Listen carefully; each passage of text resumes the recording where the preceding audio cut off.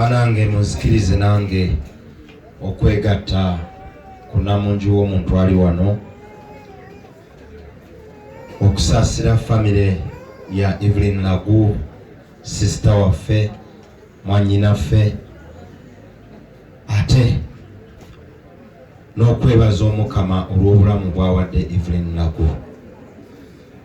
Amazima gali nti Omukama awadde Evelyn Lagu obulamu, era tukimwebaliza.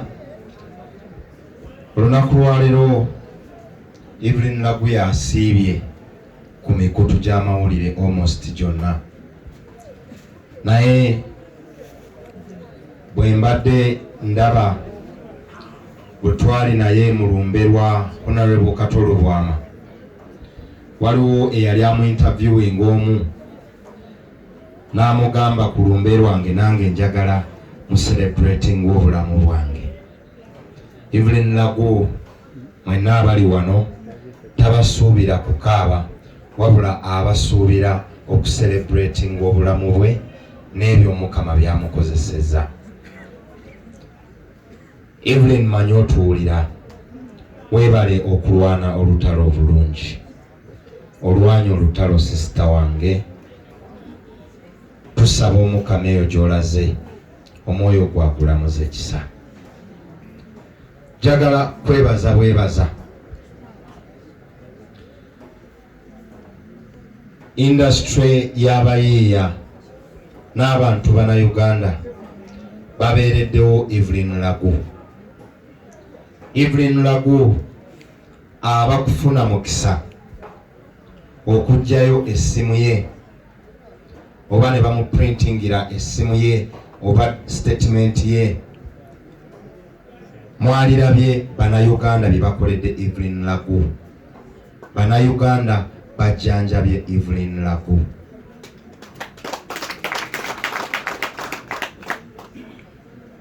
Muganda wange abadde omu ayogera ku byenzijanjaba wano. Amazima kitukakatako okubyogerako. Evelyn Lagu Katonda yamubikako akasubi nti abadde mumanyifu, era obudde bwatambudde Katonda bwamuwadde bubaddewo kubanga abadde n'ekyenjawulo, extraordinarily abadde wanjawulo. Naye Evelyn Lagu obulwadde nga bwe bumutawaanyiza, osaasira oyo atali Evelyn Lagu ali e Nalubugo. Bw'afuna obulwadde obubadde butawaanya sisita wange, biki byasobola okuyitamu? Evelyn Lagu olunaku olumu namusanga ku baptism ya muganda wange Magala ng'abatiza abaana ebisanaawo, naye nga ngamba buli lwagenda mu ddwaliro almost yeetaaga emitwalo 4.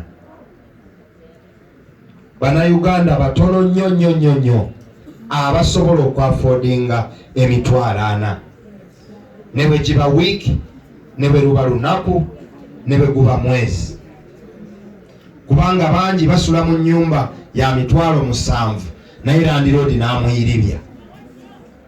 Naye kati saasira oyo abeera n'obulwadde nga basic okugenda okukyalako mu ddwaliro alina okubeera n'emitwalo 4. N'olwekyo ndabye naddala abakulu abatwala gavumenti eno nga basaasira eggwanga okuviirwako omuntu ow'ebbeeyi bw'ati. Naye njagala abo ababadde tebamanyi Evelyn Lagu bakozese okufa kwe okutegeera nti tulina okukyusa ebyenzijanjaba. Evelyn Lagu yasenga ku mutala guno Nalubugo, era nangamba brother ndi musanyufu nazze mu constituency yo. Evelyn Lagu yakajja okusenguka okuveza n'okujja wano, era yangamba brother njagala kujja olabe bwe nasenze kuba ndiwo. Naye kibadde tekyetaagisa Evelyn Lagu all the time kudduka Mulago, kudduka Kiruddu. Gavumenti emaze emyaka 4 emuduuma nga sub county eno wateekwa okuba nga twali badde by now tulina ebyenzijanjaba nga Evelyn Lagu ebyo ebisookerwako asobola okubifuna emuduuma. Naye wootambulira okuva e Nalubugo okuva wano otuuke e Mulago, kirizagana ne Katonda ne bwaba ow'ekisa weesanga ng'omukka gwakoze eki gwagenze. N'olwekyo ndaba wano kamera abandaba baganda bange okusenguka okuveza n'okujja wano,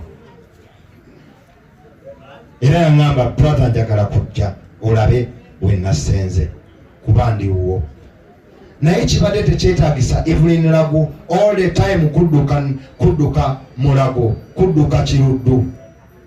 Gavumenti emaze emyaka 4 emuduuma nga sub county eno wateekwa okuba nga twali badde by now tulina ebyenzijanjaba nga Evelyn Lagu ebyo ebisookerwako asobola okubifuna emuduuma.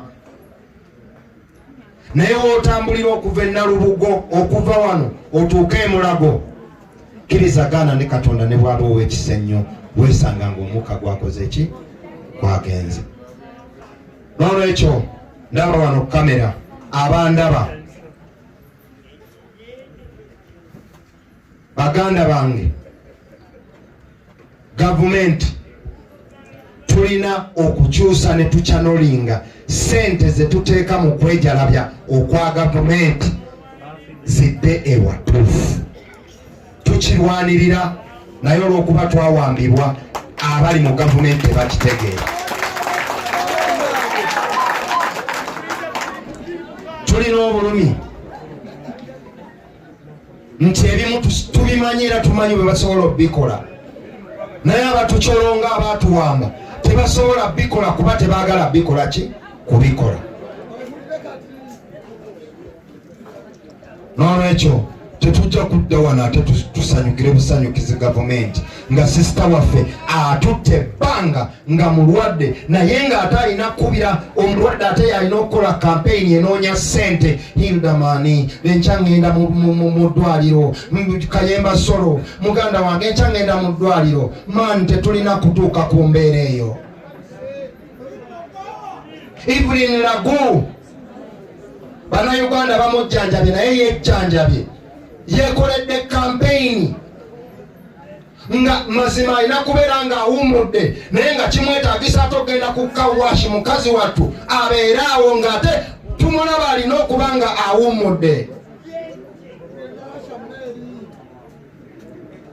Naye n'aba gavumenti ne bajja nga basanyuka busanyusi mbu yazze ku kawashi. We don't need kawashes, we need services zituuke ku muntu oyo zunguli atali Evelyn Lagu. Bwe mbadde nzija wano anti nze minisita wa arts and culture, Evelyn Lagu boogera ku buyimba bwe, naye essaawa eno mutabani we simanyi oba asobola okukolekitinga essente mu nnyimba za maama we n'ayimirizaawo bw'abanga maama teyateekako kikomera ku nnyumba ye n'ateekako ekikomera maama abeereyo gy'agenda okuwumulira nga yeesiimye, because copyright nayo gavumenti eringa etamanyi nti tukyetaaga. Copyright lo bwe mwansindika bannamawokota bano njaga tubakubireko mu ngalo abayiiya abali wano. Bwe bansindika mu parliament ekimu kye nalaba ekisinga okumenya abayiiya ye copyright law. Abantu okufuna mu bye yakola ki bye bayiiya. Munnamawokota yagamba Hilderman tetwakutuma kulwanirira banna bayimbi, naye munnamawokota ali wano njaga okutegeeza ono ayazimba wano kati munnamawokota era alina okufuna mu biyiiye bye.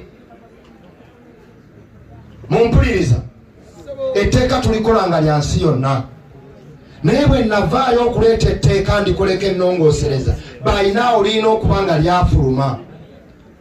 Naye amateeka g'ebisiyaga gajja nga situnnaba kujja nga nze bantadda, ne baleeta amateeka ga computer misuse nga nze bantadda, naye etteeka lya copyright abayimbi abayiiya bannakateema mwe balina okufuna ssente President Museveni abakinya kigoye wezinge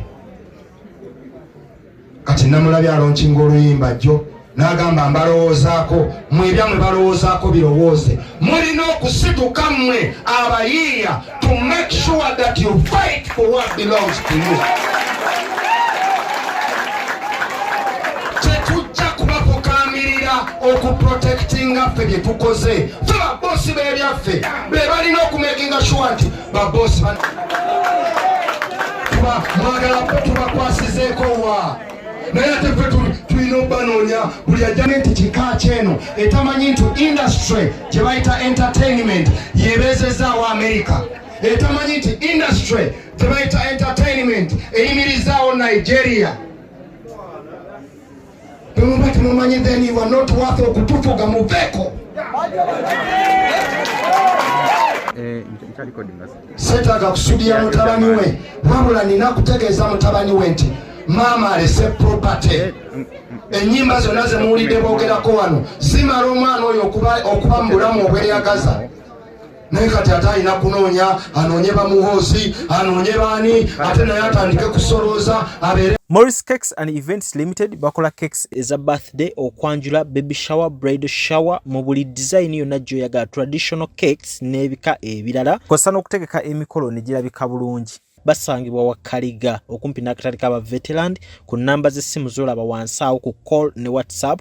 Kola order keeke kutuukako yonna gy'owangaalira. Amannya nze Nsuuga Mustafa, nkola ne Alihira Holdings Uganda Limited. Tuli bakozi ba biodigester wamu n'okuzimba okw'enjawulo. So olwaleero tuli wano eno nga tuli nkola biodigester. Ekyenjawulo ekiriwo nti yo eri mu basement wakati okusinziira nga bulijjo abantu mu kiraba ti eno parking lot. So eri wansi eri parking lot eri mu basement. Leero tukoze size y'abantu 5 ng'era erina capacity okusavinga ekizimbe kino kyonna nga wekinaabeera. Wano eno ng'era emigaso gya bulijjo gya biodigester tebagenda kunuunamu. Atwetaaze ku namba z'essimu 07017669992 ne MTN 0789224230. Enamba ezo zonna kweziri ku WhatsApp.